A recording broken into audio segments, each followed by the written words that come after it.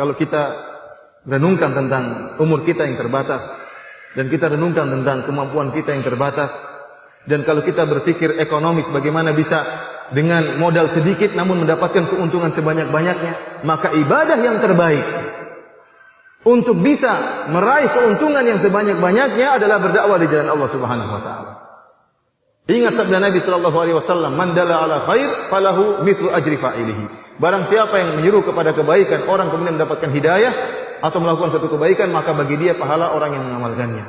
Itu bayangkan antum berdakwah dengan internet misalnya, atau antum berdakwah dengan ceramah, atau antum berdakwah dengan menyebarkan tulisan-tulisan atau dengan makalah-makalah.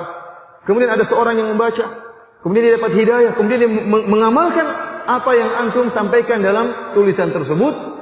Kemudian dia mengamalkan kebaikan tersebut selama 20 tahun, maka antum tinggal ongkang kaki di rumah, seluruh pahalanya juga ngalir sama antum. Ini makanya pahala capeknya cuma sebentar. Tetapi setelah itu pahala terus mengalir kepada antum. Bagaimana lagi jika antum kemudian menyelamatkan seorang dari kesyirikan? Itu pergi berdakwah di puncak gunung mana atau lembah mana, kemudian ada orang yang terjerumus dalam kesyirikan, percaya kepada jimat-jimat, percaya kepada dukun, kemudian dia sadar, kembali kepada tauhid, maka betapa besar pahala yang akan mengalir kepada antum. Ingat sabda Nabi sallallahu alaihi wasallam tentang keutamaan orang yang bertauhid. Kata Nabi sallallahu alaihi wasallam dalam hadis qudsi, "Ya ibn Adam, law ataitani bi qurabil ardi khataya, thumma laqitani la tusyriku bi syai'a, la ataituka bi qurabiha maghfirah."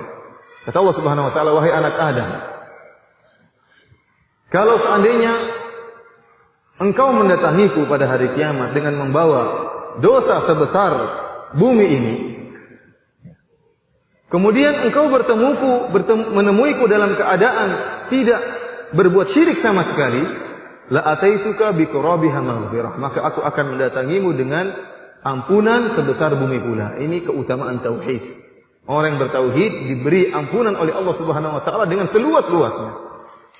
Kemudian ada orang yang tadinya terjerumus dalam kesyirikan, kemudian antum jelaskan atau dia baca tulisan antum, kemudian sadar dan mengenal tauhid, kemudian dia menjaga tauhidnya selama 30 tahun sampai meninggal dunia. Bayangkan, pahala tauhid tersebut terus mengalir kepada antum. Oleh karena dakwah merupakan ibadah yang sangat singkat, tetapi pahalanya yang dijanjikan sangat luar biasa. Belum lagi kalau orang tersebut yang antum dakwai dia menyampaikan lagi kepada orang lain, maka terjadilah multi level marketing sebagaimana dikatakan. Pahala terus mengalir sama antum sementara antum sudah meninggal dunia atau dikubur dalam kuburan, pahala terus mengalir kepada antum. Akan tapi tantangannya berat.